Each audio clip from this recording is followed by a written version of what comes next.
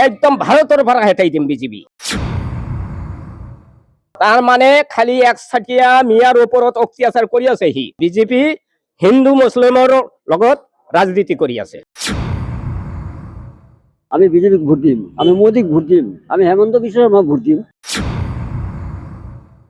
আপুনি চাই আছে ভয়েস 365 সমাগত 2026 বিধানসভা নিৰ্বাচন। জনতাই কাক বিচাৰে? মই আজি উপস্থিত হৈছোঁ বৰপেটা ৰোডৰ এখন আখাৰী বজাৰত, বাণিজ্য নগৰী বৰপেটা ৰোডত। সমাগত 2026 বিধানসভা নিৰ্বাচন কি ক'ব? কাক বিচাৰে?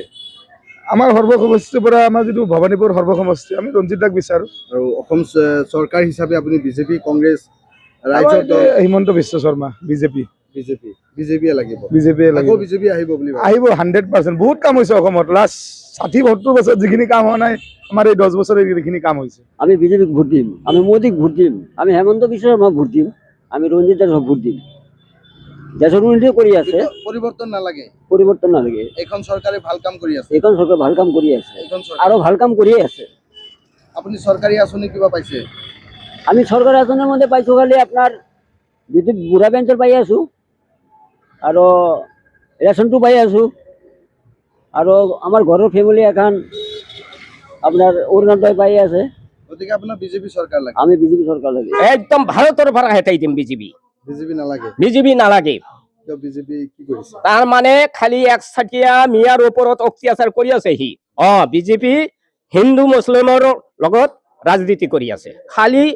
অকল খালি মিয়া মিয়া মিয়া মিয়া মিয়া। গাড়ীটো মই কিনছো, সেই ভাঙা গাড়ীটো ঘাঁহ বিক্ৰী কৰা মানুহ তথাপি একো পোৱা নাই আজিকালি কিন মই চৰকাৰী ঘৰ পোৱা নাই? না পোৱা নাই, আপুনি একো পোৱা নাই? একো পোৱা নাই। সেইকাৰণে মই আৰু মামাক ভাল নাপাওঁ। গৌৰৱ গগৈ লাগে, এইবাৰ কংগ্ৰেছ লাগে। 2026 বিধানসভা নিৰ্বাচন কাক লাগে? চৰকাৰ বিজেপি বিচাৰোঁ। বিজেপি বিচাৰে? আমি বিচাৰো আমাৰ অসমত বিজেপি চৰকাৰে আহিব। এটা আমাৰ একাগত ইচ্ছা আৰ আহাৰ একটু খাটান। কংগ্ৰেছ কি কৰিছে? কংগ্রেসের রাজনীতি এতেন হেক বর্তমান সবে আধুনিক কিছু খোঁজে। আধুনিক হিসাবত আমি চাওতে বিজেপিটা আধুনিক প্রচেষ্টা আছে।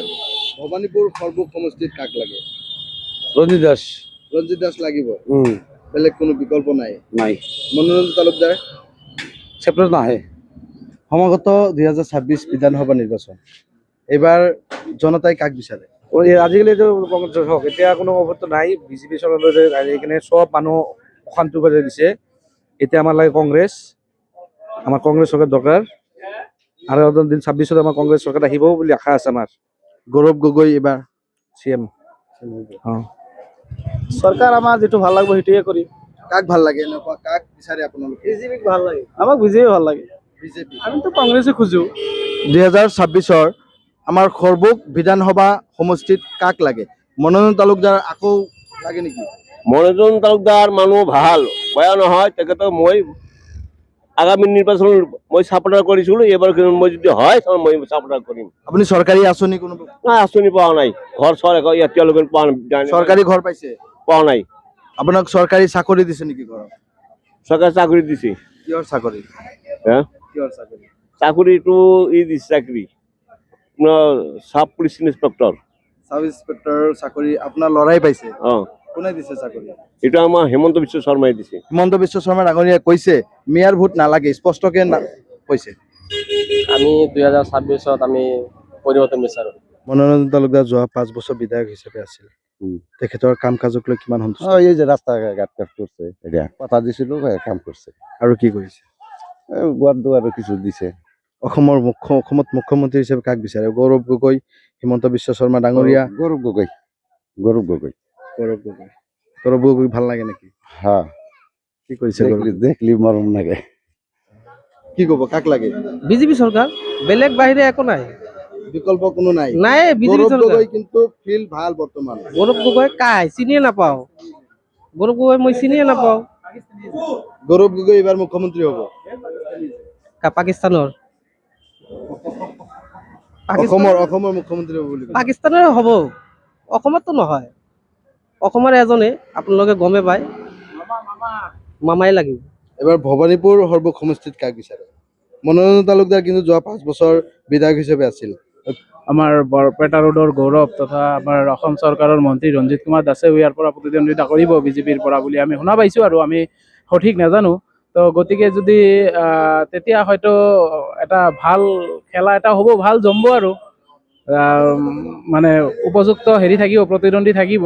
কিন্তু ৰাইজে বিবেচনা কৰিব। কিন্তু এটা কথাই পুনৰ কৈছোঁ, বিজেপি চৰকাৰৰ নেতৃত্বত অসমৰ যথেষ্ট উন্নয়ন হৈছে আৰু সেই উন্নয়ন চাগে বিগত বহু বছৰত হোৱা নাছিল। আজি এটা পথঘাট, এটা ভাঙা চিঙা পথঘাট নাই, চব পথঘাট হৈছে। আমি উৰণীয়া সেতুখন পাইছোঁ। বৰপেটাৰ আমাৰ যিটো চবতকৈ ডাঙৰ সমস্যা আছিল উৰণীয়া সেতুখনো পাইছোঁ।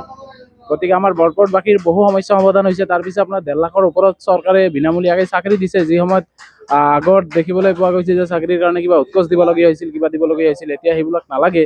এডিআৰএ হওক বা টেটে হওক, এনেকৈ কিবা কিবি কৰি 1.5 লাখৰ ওপৰত নিবনুৱা যুৱক যুৱতীসকলক চাকৰি দিছে।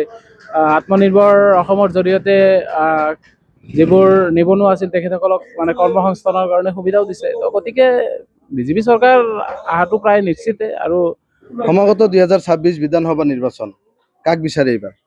এবাৰ আমি আমাৰ ৰঞ্জিত দাস ছাৰকে বিচাৰোঁ। CM হিচাপে কাক বিচাৰে? CM হিচাপে আমাৰ হিমন্ত বিশ্ব শৰ্মা ছাৰে লাগে। তেখেতে যি অসমখন যোৱা 5 বছৰ চলাইছে, আপুনি কিবা উপকৃত হৈছেনে? উপকৃততো হৈছেই, বহুত উপকৃত হৈছে। মুঠতে এইবাৰ হিমন্ত বিশ্ব শৰ্মা ছাৰকে লাগে, বিজেপি চৰকাৰ লাগে। বিজেপি চৰকাৰে লাগে। এবার কাক লাগে? এবার আমার গৌরব গগৈকে লাগে। বিজেপি দল বিজেপির দল না লাগে আমার। কিয়, কি কৰিছে বিজেপি দলে? বিজেপি দল তো আসনি মাসনি কোনো কিছুই আমরা পাওয়া নাই। কোনো ঘর সর কোনো কিচ্ছু পাওয়া নাই। কিন্তু পোৱা নাই, কিন্তু বেলেগে তো পাইছে। বেলেগও পাইছি, আমি তো পাওয়া নাই। সমাগত 2026 বিধানসভা নিৰ্বাচন কি ক'ব, কেনেদৰে চাইছে? বিজেপিৰ সব বিজেপি জিতে আছে, এইবাৰ কি কাক লাগে? এইবাৰ বিজেপি লাগে। মুঠতে বিজেপি লাগে। কি পাইছে? চৰকাৰী আঁচনি কোনোবা পাইছে? পাইছো, কি পাইছে? এই অৰুণোদয় পাইছো আৰু 10,000 পাইছো। মুঠতে আপুনি বিজেপিৰ পৰা বহুখিনি উপকৃত হৈছে। বহুতখিনি পাইছো। কংগ্ৰেছ আৰু অসমত 10 বছৰ আগত কিন্তু কংগ্ৰেছ দলে শাসন কৰি আছিল তৰুণ গগৈৰ নেতৃত্বত। একো দিয়া নাই। একো পোৱা নাছিল। কিন্তু বিজেপিৰ পৰা বহুত কিবা পাইছো। আৰু ভবানীপুৰ সৰ্বক সমষ্টিত কাক লাগে? এইটো ৰঞ্জিত দাস। ৰঞ্জিত দাস আহিব এইবাৰ? এইবাৰ আহিব। সমাগত বিধানসভা নিৰ্বাচন কি ক'ব, কাক বিচাৰে? ৰাইজে যিটো যাক ভাল পায় তাকেও আমি বিচাৰোঁ। বিজেপিকে লাগে। বিজেপিক লাগে। বিজেপিক লাগে। 2026 বিধানসভা নিৰ্বাচনত কাক লাগে? বিজেপিকে লাগে। আমাৰ কংগ্ৰেস লাগে। কংগ্ৰেছ।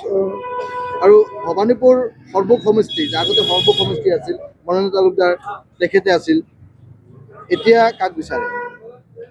এতিয়া মনোনীত তালুকদাৰ নালাগে তাক নালাগে আমাৰ। কিয় নালাগে?